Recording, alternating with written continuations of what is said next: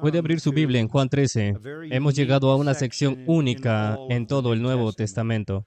Los evangelios Mateo, Marcos, Lucas y Juan nos dan una historia de la vida de nuestro Señor, y esto es desde su nacimiento hasta su ascensión y coronación en el cielo. Ellos cuentan la historia. La mayoría de los textos de Mateo, Marcos, Lucas y Juan son textos narrativos. En el camino, por supuesto, algunos sermones que predicó, pero cuando llegamos a Juan 13 al 17, llegamos a un texto que es único, porque toda esa amplia sección del Evangelio de Juan tiene lugar en una noche. Una noche. Es la noche del jueves de Semana de Pasión. Es la noche que nuestro Señor se reunió con sus discípulos y celebró la Pascua, y luego la transformó en la Cena del Señor. Es la noche en la que Judas lo traicionó y fue al jardín y oró, y fue arrestado y sometido a algunos juicios simulados. Es la noche anterior a su crucifixión. La singularidad de esta sección, Juan 13 al 17, es que da su legado a los suyos, no solo a sus verdaderos discípulos, los verdaderos creyentes que lo rodean esa noche en el aposento alto, sino a todos los que vendrían después de ellos, todos nosotros, todos los creyentes de todos los tiempos. Lo sabemos porque todo lo que les prometió en el capítulo 13 al 16, luego ora por ellos en el capítulo 17, pero extiende la oración a todos los que un día creerían. Entonces, todo lo que les dio esa noche, nos los dio a nosotros y a todos los creyentes antes y después de nosotros. Es el legado de Jesús, es su voluntad final y testamento para los suyos. Y todo está activado por lo que hizo después Judas. Recuerde, retomemos el versículo 27.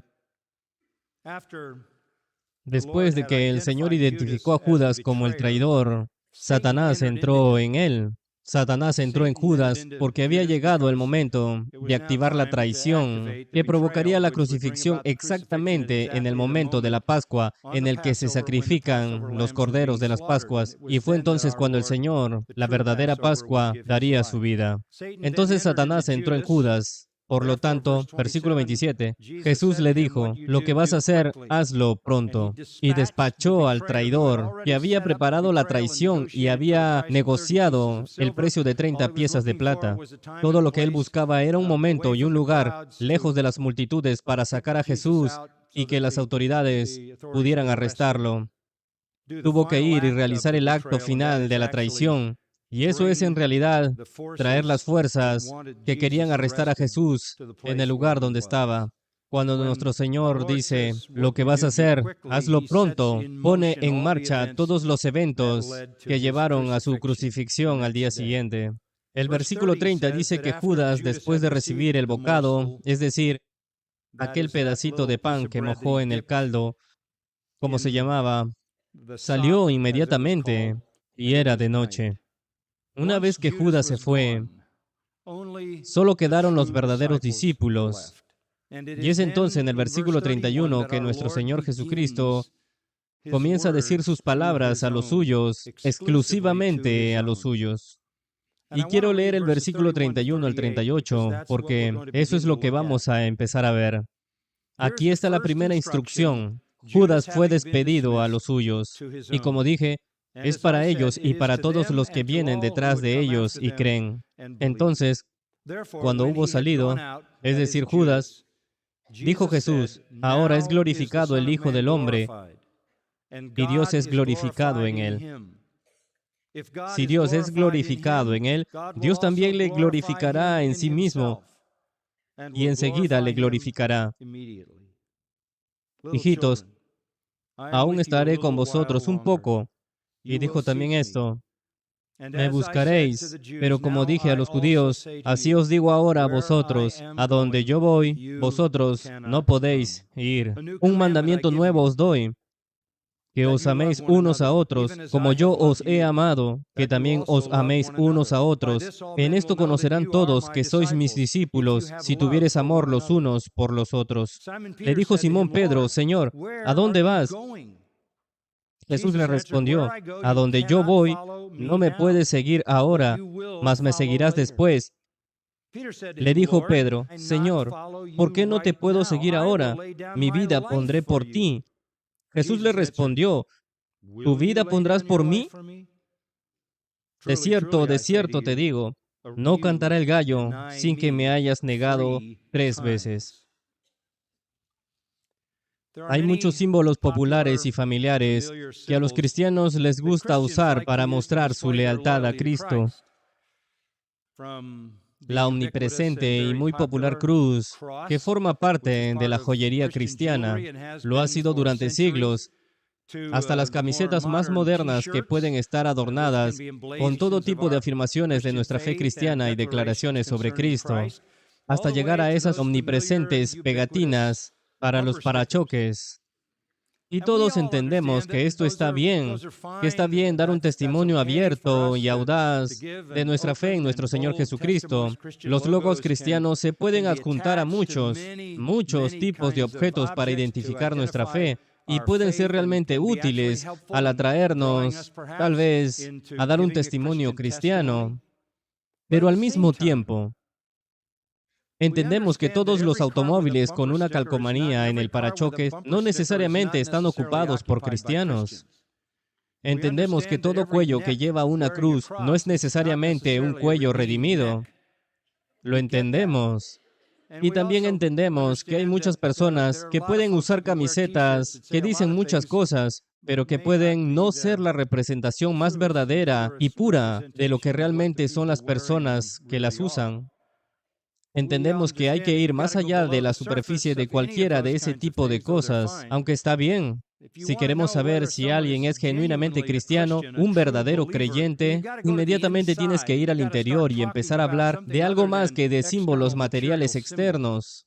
Lo que marca a un verdadero creyente es algo que sucede en el corazón, porque un verdadero creyente ha nacido de nuevo, ha sido regenerado, transformado, ha pasado por la metamorfosis completa. Y si nos preguntamos, ¿qué marca esa transformación? Entonces llegamos a la realidad de quién es un verdadero creyente. Somos conocidos por nuestro carácter, por nuestro afecto, por las cosas que son importantes, preciosas para nosotros. En una palabra, nos conocemos por lo que amamos. De hecho, quizás la explicación más simple de un cristiano viene en el fruto del Espíritu, en Gálatas 5. Pero el fruto del Espíritu, es decir, la evidencia de la presencia del Espíritu, que es la evidencia de la transformación, la regeneración y la conversión. El fruto del Espíritu es amor, y de ahí brota la alegría, el amor, la alegría del resto, de todo el fruto del Espíritu que todos conocemos. Amor, paz, amor, alegría, paz, gentileza, paciencia, autocontrol. Todas esas actitudes dominantes que surgen del amor. Pero por lo que se nos conoce particularmente al leer este texto y estas palabras de nuestro Señor, es nuestro amor. Es nuestro amor el que impulsa todas estas otras cosas. Jesús le había ordenado a Judas que saliera y activara la traición. Y él lo hizo. El hipócrita salió en la noche del pecado, del suicidio y del infierno. Y Jesús queda para dirigirse a los verdaderos discípulos. Y lo primero que hace es tener una conversación con ellos, una interacción con ellos que toca la realidad de su salvación. Esta es su despedida. Pero aquellos que son genuinamente suyos, Él les hace promesas personales y privadas a todos ellos esa noche y todos los que hemos venido después de ellos. Promesas para todo lo que podamos necesitar, todo lo que podamos desear. Literalmente atrae todas las bendiciones espirituales de los lugares celestiales y las dispersa sobre los suyos. Ahora, todo eso surge de una declaración en el capítulo 13, versículo 1, que es de donde comenzamos. Esto es donde dice al final del versículo 1, que Él amó a los suyos que estaban en el mundo, y los amó, eistelos, hasta el límite. hasta la plenitud de la capacidad divina, tanto en términos de la calidad de su amor como de la infinitud de su amor. Él los amó hasta el fin de los fines, hasta la eternidad. Por lo tanto, es un amor que no conoce límites cualitativos ni cuantitativos. Amaba a los suyos que estaban en el mundo, tanto como le era posible amar al Dios eterno. Y en la medida en que Él es eterno y nosotros somos eternos, su amor es eterno. Es la declaración más magnífica e ilimitada de su amor en las Escrituras. Ahora bien, todas las promesas y compromisos que nuestro Señor nos da aquí, especialmente las glorias que fluyen del cielo hacia nosotros debido a su amor. Lo que caracteriza a nuestro Señor con sus discípulos en esa última noche es su amor. Todos sabemos por experiencia y por lo que hemos leído que las últimas palabras de los moribundos suelen ser una indicación bastante buena de lo que hay en sus corazones. Filosofías finales, expresiones finales de cariño, peticiones finales, advertencias finales, etcétera, etcétera. No hay palabras que suelen acercarse ni siquiera a las promesas que hace nuestro Señor. La mente más pura, el corazón más puro, la mayor capacidad de amar, el amor divino, derrama sus afectos en una serie de promesas a cada creyente. No hay palabras que puedan igualarlas. Son a la vez dulce y poderosos. Están tranquilos y sin embargo urgentes. Están sobrecargados de pasiones divinas y al mismo tiempo tiernos con preocupación. Y todo bañado en esta enorme expresión de amor divino. Todo lo que Él promete surge del amor. Y Él espera, a cambio, amor. Juan lo resumió en su epístola: lo amamos porque Él nos amó primero. O puedes revertirlo: Él nos amó primero para que nosotros lo amemos. Por esto, por nuestro amor, en esto conocerán todos que sois mis discípulos, si tuviereis amor los unos con los otros. Debemos ser conocidos por nuestro amor. Debemos ser conocidos por nuestro amor. Y creo que eso es cierto para los cristianos genuinos. A lo largo de la historia, ha habido algunas personas que profesan ser cristianas, algunas instituciones y organizaciones religiosas que profesan ser cristianas sin amor y, algunos casos, incluso brutales. Pero los verdaderos creyentes deben ser conocidos por su amor. Debemos ser conocidos por nuestra teología. Eso es lo que creemos. Pero se supone que lo que creemos debe transformar nuestras vidas de modo que la prueba final sea quiénes somos, cómo vivimos. El mundo no está tan convencido de nuestra religión, de nuestra fe, de nuestro evangelio por su contenido, sino por su poder. Incluso creo que los verdaderos cristianos manifiestan este amor.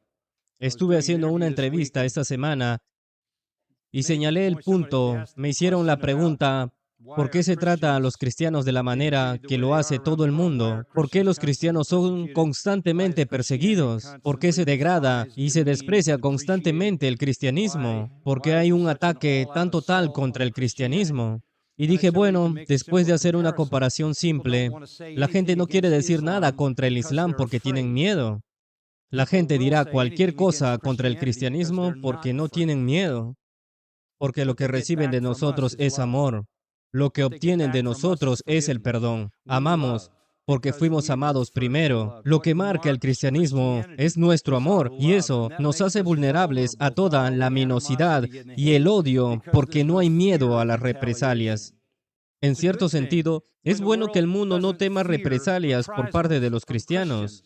Pero cuando nos amamos, no solo unos a otros, sino incluso a nuestros enemigos, como lo establece Mateo 5, así lo entendemos todos. Debemos ser conocidos por nuestro amor. Esa es la evidencia manifiesta de una vida transformadora. Ahora lo entiendo. Las personas no creyentes tienen ciertos niveles de afecto en el matrimonio y en las familias, y ciertos niveles de amor románticos y filial, y todo ese tipo de cosas. Pero hay un tipo de amor que pertenece solo a aquellos con vidas transformadas.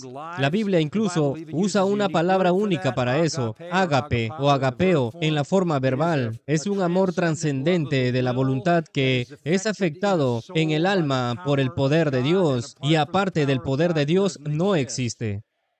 Debemos ser conocidos por ese amor como una evidencia transformadora de lo que el Señor ha hecho en nuestros corazones.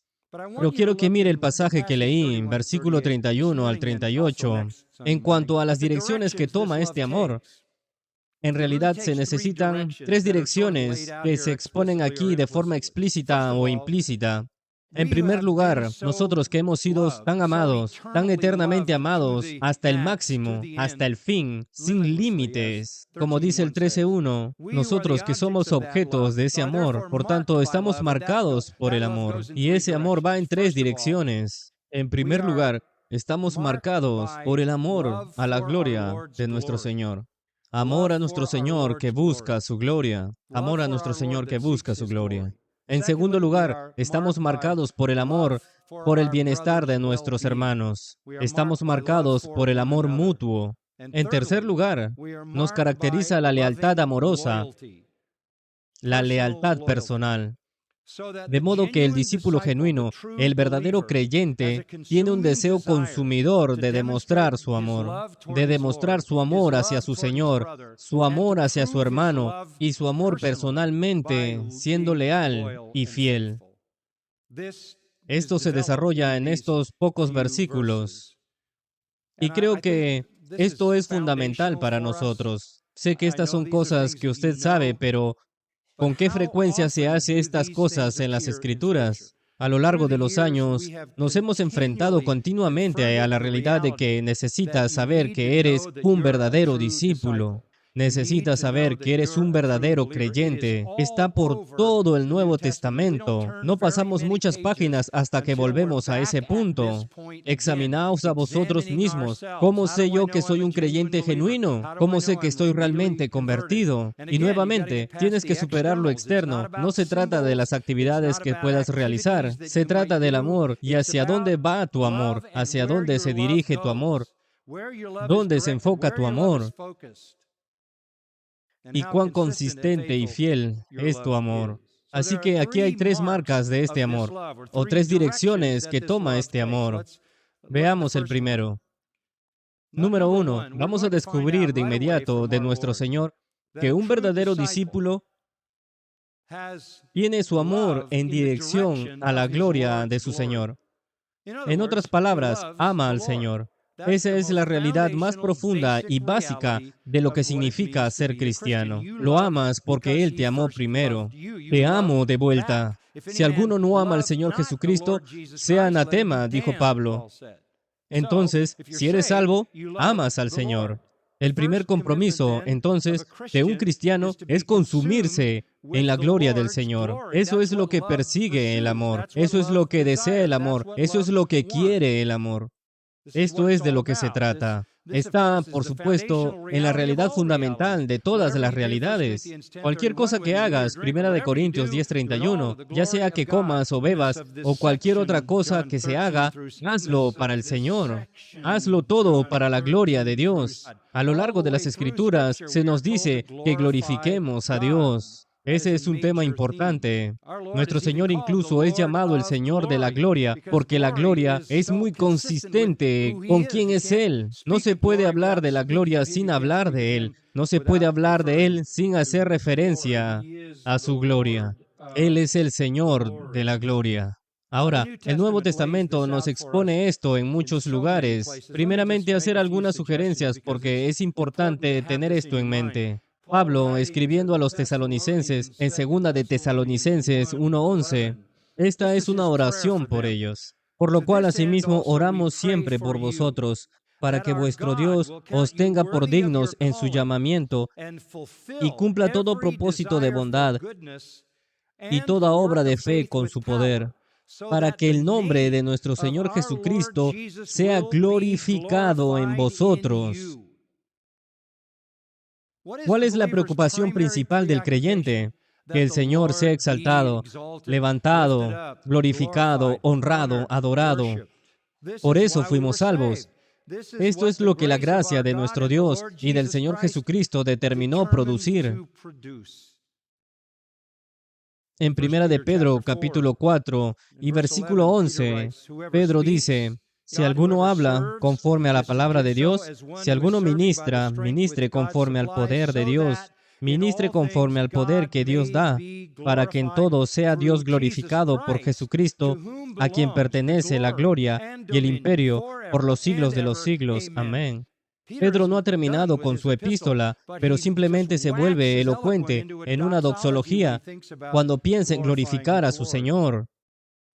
En Efesios capítulo 3, y sé que usted está familiarizado con esto, el capítulo cierra, y aquel que es poderoso para hacer todas las cosas mucho más abundante de lo que pedimos o entendemos, según el poder que actúa en nosotros. A Él sea gloria en la iglesia, en Cristo Jesús, por todas las edades, por los siglos de los siglos. Amén. Y Judas cierra su pequeña epístola con estas palabras, y aquel que es poderoso para guardar sin caída y presentaros sin mancha delante de su gloria con gran alegría.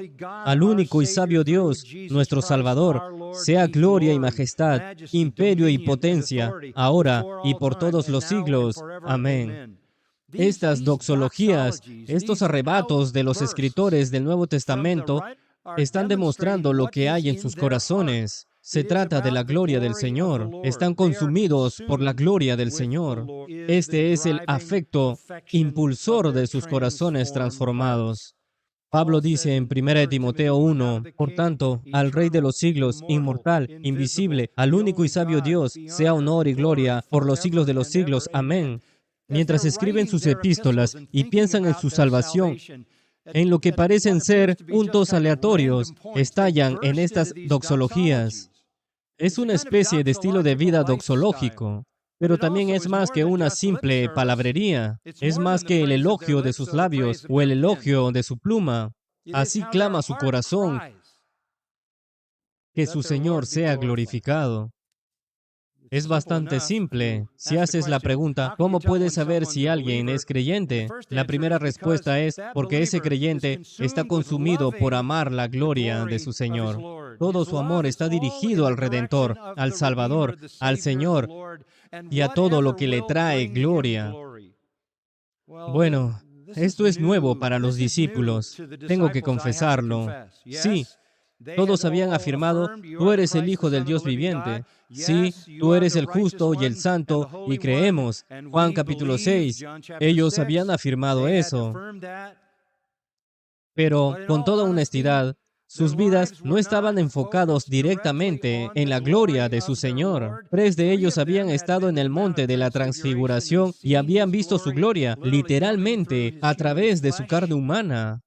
Pero aún así, estaban preocupados por sí mismos. Todavía estaban teniendo esa larga discusión sobre cuál de ellos serían el más grande en el reino. ¿Quién se sentaría a la derecha? ¿Quién se sentaría a la izquierda? Y esa discusión había durado meses, sino años, y todavía continuaba incluso en este mismo momento, durante la semana de la pasión, mientras el Señor estaba a la sombra de su propia cruz.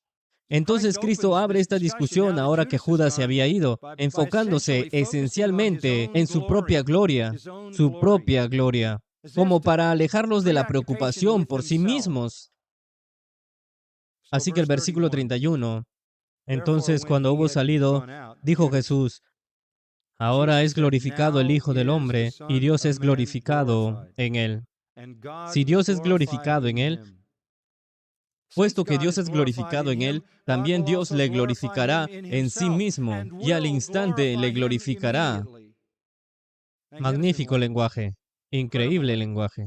Sale del Señor como una especie de grito de alivio que se escapa de su corazón, ahora que Judas se ha ido. Ahora que Judas no está, todo está en movimiento. La traición se consumará, se producirá el arresto y la ejecución al día siguiente. Y luego podrá volverse hacia los 11 y derramar su corazón sobre los verdaderos creyentes. Y lo primero que quiere que sepan es que todo esto tiene que ver con su propia gloria. ¿Por qué eso es tan importante? Porque se consumen con los suyos. Les estaba costando mucho lidiar con eso. Cada vez que el Señor decía, voy a morir, me voy, dirían, no, no, Señor, no puede ser. De hecho, recordarás que Jesús una vez le dijo a Pedro, apártate de mí, Satanás. Tú buscas las cosas de Satanás, no las de Dios. Y los discípulos no querían que nuestro Señor fuera. De hecho, más adelante, al final del pasaje, Pedro dice, Señor, ¿por qué no te puedo seguir ahora? Mi vida pondré por ti. No quiero estar sin ti. No quiero que te vayas. Y más adelante, en el capítulo 14, Tomás dice, ¿a dónde vas? ¿A dónde vas? No sabemos a dónde te vas. ¿Cómo vamos a llegar allí? La idea de que Jesús se hubiera ido era más de lo que podían soportar. E incluso después de la cruz y después de la resurrección, todavía estaban atónicos por esto. De modo que en el libro de Hechos, capítulo 1, aparecen dos ángeles y Jesús comienza a ascender. Y el ángel dijo, varones Galileos, ¿por qué estáis mirando al cielo? Literalmente, el verbo allí es mirar fijamente, con la vista fija en la ida de Jesucristo. ¿Por qué están haciendo esto? Este mismo Jesús que ha sido tomado de vosotros al cielo, así vendrá como le habéis visto ir al cielo. No puedes aferrarte a Él. Acaban de decir, ¿traerás el reino ahora? ¿Traerás el reino ahora? Y en cambio, Él se va. Estaban pasando por un momento muy difícil con esto. Para decirlo suavemente, tenían todos sus huevos espirituales en una única canasta, la presencia de Cristo. Más adelante en esta sección les dirá, miren, es mejor para ustedes que yo me vaya. Es mejor que yo me vaya porque enviaré al Espíritu Santo que estará dentro de ustedes en todo momento. Eso es mejor. Durante unos breves 33 años se humilló, condescendió a encarnarse en carne humana, vivió como un niño, como un joven, como un hombre. Se había humillado, restringido la plena manifestación de su gloria y había recibido una cantidad terrible de abuso. Ese breve parpadeo en medio de la eternidad ya terminó y Él lo sabe. Y entonces Él dice ahora finalmente estoy aquí, finalmente estoy aquí. Él afirma esa misma declaración en su oración en el capítulo 17, versículo 4. Yo te he glorificado en la tierra, he acabado la obra que me diste que hiciese. Ahora pues, Padre, glorifícame tú al lado tuyo con aquella gloria que tuve contigo antes que el mundo fuese. Él sabe que en esta última noche que está al borde de la gloria, está a punto de ser glorificado. Hay tres declaraciones distintas pertenecientes a su gloria en los primeros versículos, verso 31 y 32. Quiero que las veas. Número 1. Ahora es glorificado el Hijo del Hombre. ¿De qué está hablando? ¿Qué quiere decir ahora? La hora ha llegado. Después de 33 años de espera, por fin está aquí. Esta afirmación tiene que ver con, escuchen, la cruz. Tiene que ver con su muerte. Su muerte. Y todos esos eventos posteriores, como su resurrección, ascensión, exaltación, coronación. Pero todo es desencadenado por su muerte y la acción de Judas, el traidor, al ser enviado a apretar el gatillo, así como decirlo, en todos los eventos posteriores, fija eso en su mente. El acto decisivo está hecho. Judas abandonó la obra redentora en la cruz. Él ha sido el traidor y la suerte está echada. No hay vuelta atrás. Y nuestro Señor se refiere a su muerte, la muerte por la cual sería glorificado. Cuando Pedro estaba predicando en Hechos capítulo 3, escuche lo que dijo. Hechos capítulo 3, versículo 13. El Dios de Abraham, de Isaac y de Jacob, el Dios de nuestros padres, ha glorificado a su Hijo Jesús, a quien vosotros entregasteis y negasteis delante de Pilato, cuando éste había resuelto ponerle en libertad. Mas vosotros negasteis al santo y al justo, y pedisteis que se os diese un homicida, y matasteis al autor de la vida, a quien Dios ha resucitado de entre los muertos. Ahora escuche eso. Dios ha glorificado a su Hijo, su siervo, Jesús, mediante su muerte. Sinceramente, hubiera sido maravilloso pensar en retrospectiva y ver a Jesús parado a orillas del río Jordán cuando fue bautizado por Juan el Bautista y la paloma descendió sobre él, símbolo del Espíritu Santo y las palabras del Padre, salir del cielo, este es mi Hijo amado en quien tengo complacencia. Hubiera sido maravilloso si en este momento, allí en el Jordán, Jesús hubiera dicho, ahora es glorificado el Hijo del Hombre, pero no lo hizo, no lo hizo. Hubiera sido maravilloso en el monte de la transfiguración, cuando Moisés y Elías aparecieron y el Señor se transfiguró delante de ellos y su naturaleza sobrenatural se manifestó en luz. Hubiera sido maravilloso entonces cuando el Padre habló desde la gloria diciendo, este es mi Hijo amado, escúchenlo a Él. Si Jesús hubiera dicho, ahora es glorificado el Hijo del Hombre. Pero no. En ninguno de esos incidentes dijo esto, pero está aquí, ante la vergüenza más profunda, el fondo, el abismo de su humillación, mientras él está al borde de las acusaciones falsas, testigos mentirosos, insultos implacables, infamia, burla, vergüenza, desnudez, rodeado de miserables hombres malvados, en medio de una muerte agonizante.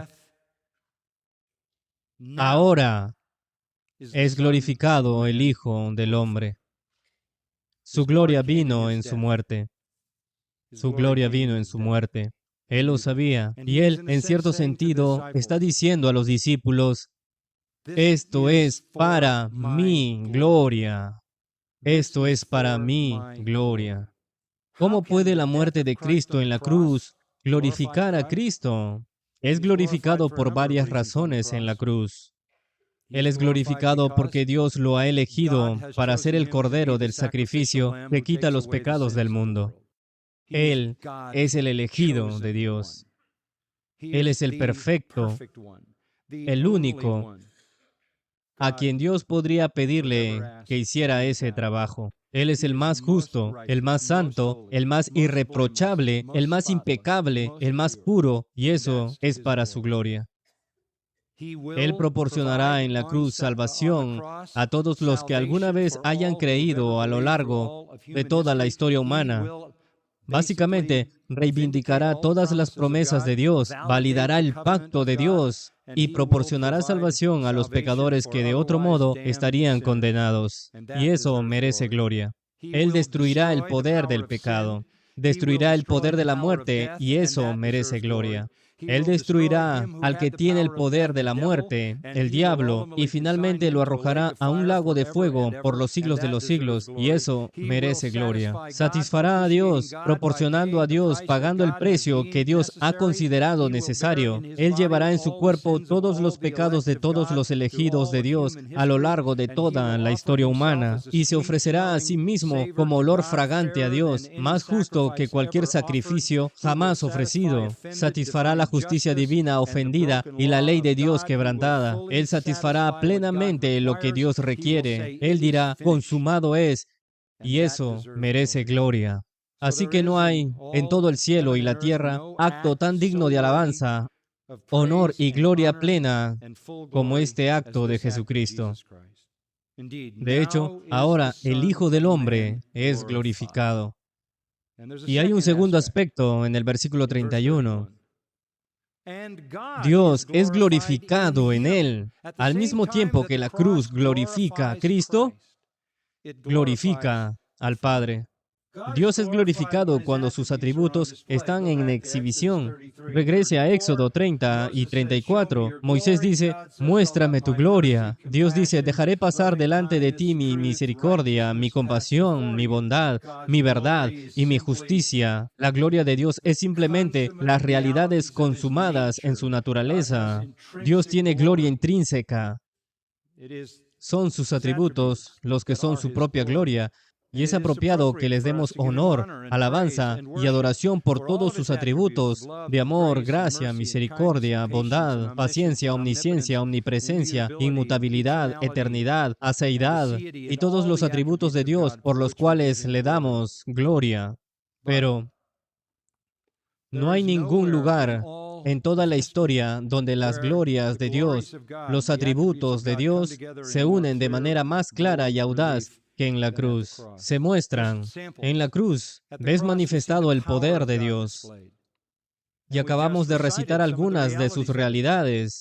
Fue allí en la cruz, ¿no fue así? Isaías 53, que los reyes de la tierra y los gobernantes se reunieron en consejo contra Dios y contra su ungido. Y fue allí donde Dios los desmenuzó y los derrotó.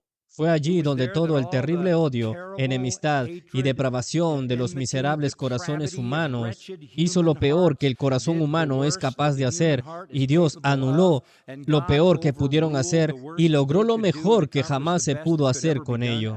Fue allí donde Satanás y las fuerzas del infierno vinieron y desataron inflexiblemente las tinieblas,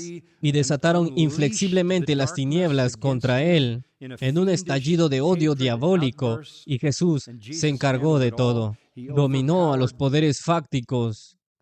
Él venció la maldad de los corazones de los hombres. Él venció a Satanás. Él venció a los demonios. Él venció la fuerza del pecado. Y Jesús pudo sobrevivir a todo esto y salir triunfante del otro lado. Rompió cada grillete, cada poder, los hizo añicos.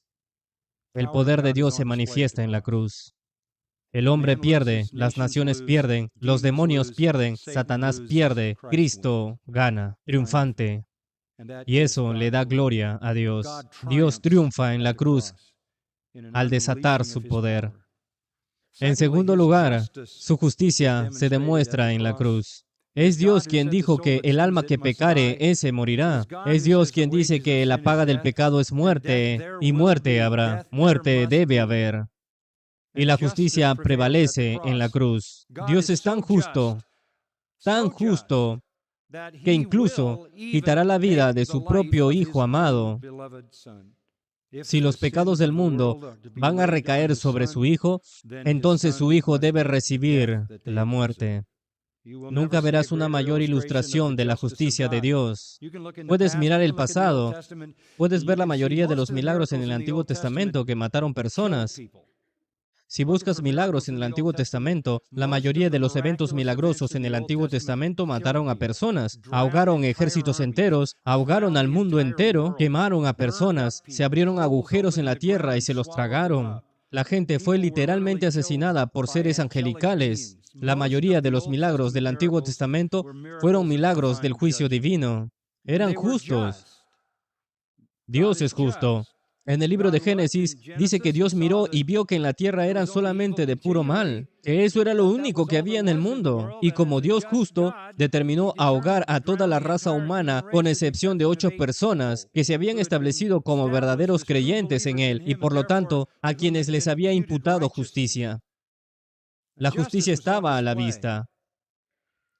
Pero la fuerza de la justicia de Dios y la necesidad de la justicia de Dios adquiere otra dimensión en la cruz, porque Dios no está descargando el castigo justo sobre un pecador que lo merece. Su justicia llega tan lejos que, si es necesario, aplastará la vida de alguien sin pecado para hacer justicia. Isaías dice, Dios cargó en él el pecado de todos nosotros. Había que hacer cumplir la pena de la ley. La sentencia de la ley tenía que ser ejecutada, aunque significaba matar a su propio hijo. Dios no podía desistir de su justicia. De modo que la justicia de Dios es glorificada más ilustremente por la muerte de Cristo, que si cada miembro de la raza humana sufriera en el infierno para siempre, sin satisfacer nunca la justicia. La justicia no puede satisfacerse en el infierno, solo puede saciarse. Pero quedó satisfecho en el sacrificio de Cristo. Dios es justo. Ese tipo de justicia le da la gloria a Dios. También puede ver su santidad. En la cruz, Dios tiene los ojos más puros que no puede contemplar el mal. No puede mirar la iniquidad, dice en Habacuc. Y cuando Cristo fue hecho maldición, Dios le da la espalda. Escuchamos a Jesús decir, Dios mío, ¿por qué me has abandonado? Nunca Dios manifestó tanto su odio por el pecado como cuando lo hizo sufrir a su Hijo. Y todo el honor debido a la santidad de Dios por todos los ángeles celestiales, los santos ángeles, y toda la alegre obediencia de todos los santos hombres de los siglos, no son nada en comparación con la ofrenda de Cristo mismo como requisito necesario de la santidad de Dios. ¿Qué tan santo es Dios? Tan santo que derramaría furia sobre su propio Hijo si le imputaran pecado. Ese tipo de santidad manifiesta la gloria de Dios. En la cruz, por ejemplo, vemos la fidelidad de Dios. Su fidelidad prometió un Salvador, prometió una simiente a la mujer que heriría la cabeza de la serpiente y le aplastaría la cabeza. Prometió un sustituto que tomaría el lugar del sacrificio, un carnero atrapado en la espesura como Génesis 22. Prometió en Isaías 53 en detalle un sacrificio. Cada sacrificio de animales en toda la economía del Antiguo Testamento apuntaba hacia un último cordero que quitaría el pecado. Y cuando Cristo, el sin pecado, vino, ofreció su vida en sacrificio final completo por el pecado.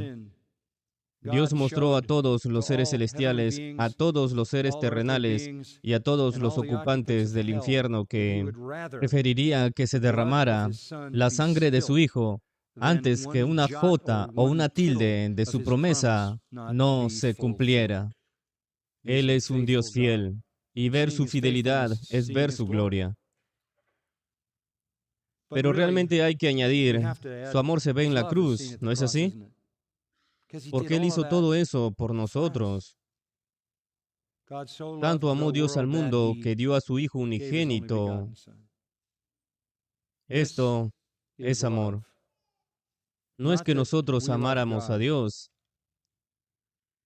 dice Juan, sino que Él nos amó y envió a su Hijo para hacer la satisfacción por nuestros pecados.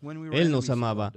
Cuando éramos enemigos, Él nos amó. Cuando lo odiábamos, Él nos amó. Podríamos seguir, podríamos decir que allí se muestra su gracia, allí se muestra su misericordia, su compasión se muestra allí, su sabiduría se muestra allí. Él está en exhibición. Entonces Jesús dice, ahora es glorificado el Hijo del Hombre y Dios es glorificado en Él. En la cruz, el Padre y el Hijo se glorifican mutuamente. Pablo hace una gran declaración en Romanos 15:7. Por tanto, aceptémonos unos a otros como también Cristo nos aceptó para gloria de Dios. Pablo a los Corintios, 2 de Corintios, capítulo 4, es realmente una declaración notable. Es Dios quien se ha manifestado en nuestros corazones para iluminar el conocimiento de la gloria de Dios en la faz de Cristo. Es Dios exponiéndose en exhibición, Cristo poniéndose en exhibición, el Hijo glorificando al Padre por su sufrimiento obediente, el Padre glorificando al Hijo al elegirlo como sacrificio, el Padre glorificándose en la exhibición de todos sus atributos. Y luego hay una tercera afirmación. Después de repetir en el versículo 32 los dos primeros, ya que Dios es glorificado en Él, en Cristo, Dios también le glorifica en sí mismo. De nuevo, Dios es glorificado, Cristo es glorificado. Luego otra declaración, y lo glorificará inmediatamente. Eso añade una dimensión que no hemos visto. Dios lo glorificará inmediatamente. Bueno, ¿qué significa eso? Algo en el futuro, algo más allá de lo que inicialmente lo glorificará. Él será glorificado en la cruz. Entonces, ¿qué viene después de la cruz? ¿Qué viene inmediatamente? Bueno, ya sabes, resurrección, ascensión, exaltación, coronación. Tú lo sabes. Dios lo exaltó hasta lo sumo y le dio un nombre que está sobre todo nombre, para que en el nombre de Jesús se doble toda rodilla. Filipenses 2, el capítulo 1 de Efesios, concluye con una magnífica declaración de que Cristo resucitó de entre los muertos y está sentado a la diestra de los lugares celestiales por muy encima de todo principado, autoridad, poder, señorío y de todo nombre que se nombra, no solo en este siglo, sino en el que viene. La coronación de Cristo Es un tema del autor del libro de Hebreos, y él es, capítulo 1, versículo 3, el resplandor de su gloria, la representación exacta de la naturaleza de Dios, y sostiene todas las cosas con la palabra de su poder. Cuando hubo hecho la purificación de los pecados, se sentó a la diestra de la majestad en las alturas. Nuestro Señor lo sabía y Judas se había ido. Todos los eventos están en su lugar. Mañana será glorificado en la cruz. El domingo estará fuera de la tumba. 40 días después ascenderá al cielo. Y ese es el instante que lleva su gloria a su culminación. Ahora bien, ¿por qué todo esto? Bueno, el versículo 33. Hijitos, todavía estoy con vosotros un poco de tiempo. Me buscaréis. Y como dije a los judíos, allá en el capítulo 7 y 8, él dijo esto: nunca llegarán a donde estoy. Como dije a los judíos, ahora también os digo, a donde voy yo, vosotros no podréis venir. Un poco más adelante, abajo del versículo 36, él dice, me seguiréis después, pero por ahora no pueden venir. Hay mucho cariño en eso. Hijitos, mis hijitos. Es raro que Jesús use esa frase hablando con sus discípulos. Hay mucho patetismo en esto. No quieren que Él se vaya. Están tratando de imponerse en el camino. Están tratando de impedir los eventos de los que Él sigue hablando. No les gusta la idea. No les importa el hecho de lo que Él les dijo a los judíos en el capítulo 7:34. No podréis venir a donde voy. Cuando escuchan esto por sí mismos, los lleva al límite. Con su muerte, Él se irá. Su tiempo con ellos ha terminado. No pueden soportar ese pensamiento. Tienen toda la esperanza en Él, toda su confianza en Él. Todo está ligado a Él. Ellos están tristes, están solos, están preocupados. Pedro incluso pregunta en el versículo 37, Señor, ¿por qué no puedo seguirte ahora mismo? Ahora mismo. Si es necesario, moriré. La idea de que Él los dejaría es demasiado para que lo soporten. En el capítulo 16, versículo 2, Él dice, también vosotros ahora tenéis tristeza, pero los volveré a ver, y nadie os quitará ese gozo. Y nadie os quitará ese gozo. ¿Qué quiere que sepan? Bueno, tienes que estar comprometido con mi gloria, sin importar cómo esto afecte. Tienes que estar comprometido con mi gloria. Te he estado diciendo que tengo que irme. Es mi tiempo de ser glorificado. Glorificado en la cruz, glorificado a través del sepulcro abierto, glorificado al ascender al cielo, glorificado por estar sentado a la diestra del Padre. Es tiempo de mi gloria. Esto es muy difícil para ellos, porque todos están atrapados en este concepto del reino, de que todo esto los conducía a su gloria, su elevación, el cumplimiento de su ambición. Un verdadero discípulo, un verdadero creyente, está completamente consumido por la gloria del Señor, la gloria del Señor. Pase lo que pase, viva o muera, pase lo que pase, pase lo que pase, Cristo sea glorificado. El amor apasionado y consumidor por su gloria simplemente no estaba en sus pensamientos. ¿Lo aman? Seguro. ¿Creyeron en Él? Por supuesto. Pero no fueron consumidos por su gloria.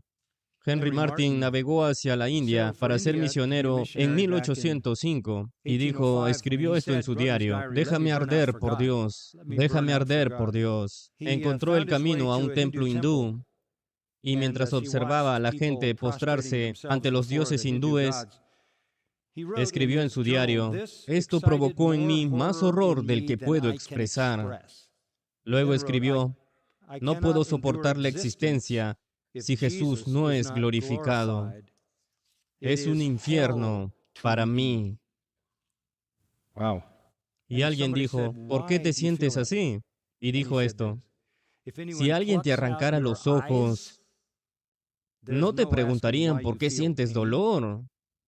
Y es que soy uno con Cristo. por lo que estoy tan profundamente herido. Él es el motivo de todo. Sabes, sería bueno tener al Señor con nosotros todo el tiempo, ¿no? Pero no, no lo querría en este mundo. El mundo antiguo ya era bastante malo. ¿Te imaginas a Cristo en este mundo? Con el grado y nivel de corrupción que existe, el corazón de estos discípulos deberían haber sido: Señor, ve, seas glorificado. Será un honor. Ese es el primer y principal afecto de cualquier verdadero discípulo. Estamos tan afligidos cuando Él no es glorificado y estamos felices de que Él sea glorificado. Déjalo estar allí, y cuando Él regrese, regresará con toda su gloria. Así es como se conoce a un verdadero creyente. Tu amor es para la gloria del Señor. Hay un segundo, y solo voy a presentarlo. Están marcados no solo por el amor por la gloria del Señor, sino también por el amor por los demás. Verso 34. Un mandamiento nuevo os doy, que os améis unos a otros, como yo os he amado, y que también os améis unos a otros. En esto conocerán todos que sois mis discípulos, si tuviereis amor unos por los otros. Esto es realmente crítico. Ahora, observe este nuevo mandamiento. Así es como empieza, un nuevo mandamiento. Dices, espera un minuto. ¿Nuevo? ¿Amar a la gente? ¿Eso es nuevo? ¿No está en el Antiguo Testamento? Sí, Levíticos, la ley de Moisés. Levíticos 19:18, amarás a tu prójimo como a ti mismo.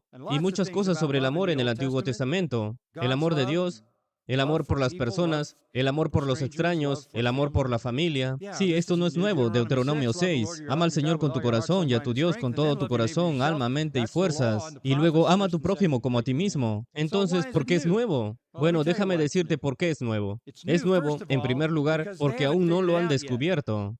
Tiene que ser nuevo para ellos porque lo que hacen es discutir entre ellos sobre quién se sentará en el lugar principal en el reino. Entonces, tengo que enseñarte algo nuevo, algo que hasta ahora demuestras que no sabes. Era nuevo para ellos. Siempre están discutiendo sobre sus posiciones y prominencia. Es exactamente por eso que ninguno de ellos lavaría los pies del resto en el pasaje anterior. En segundo lugar, para los judíos era nuevo, porque el judaísmo estaba lleno de aminosidad, amargura, luchas, conflictos y separaciones. Había todo tipo de facciones dentro de facciones. Los fariseos, que marcaron el rumbo de la religión dominante, despreciaban a cualquiera que no fuera fariseo, no interactuaban con nadie que no fuera fariseo, no sentían nada más que desprecio por cualquiera que fuera un extraño o un paria o un pecador. Pero para los judíos esto es nuevo. Si eres judío, esto es nuevo. Y aunque seas discípulo, esto es nuevo. El judaísmo carecía de amor.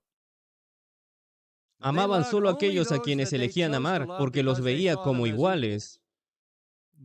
Era nuevo también porque habían visto un ejemplo de que era nuevo. El amor había llegado a otro nivel con Jesús. Era nuevo porque los rabinos no lavaban los pies.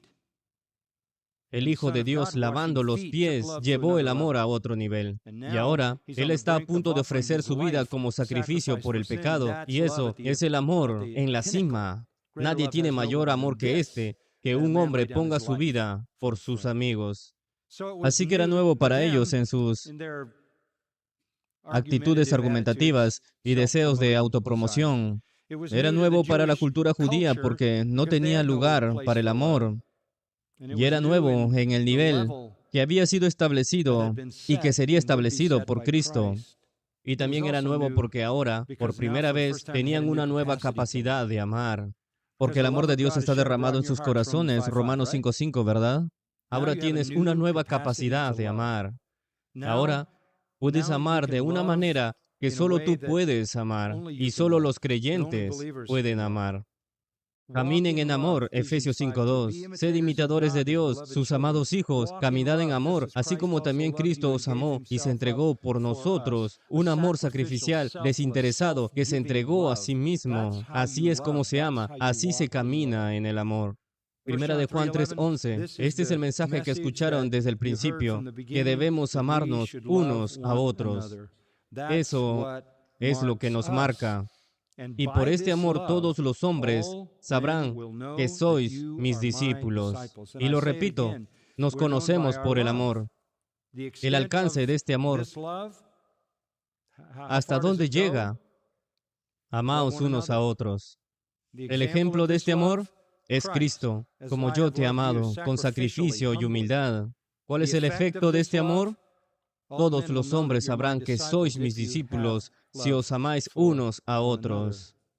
Y para amar hay que humillarse. Solo la gente humilde ama. Solo la gente humilde ama. Los discípulos no fueron humildes. Todo esto era nuevo para ellos.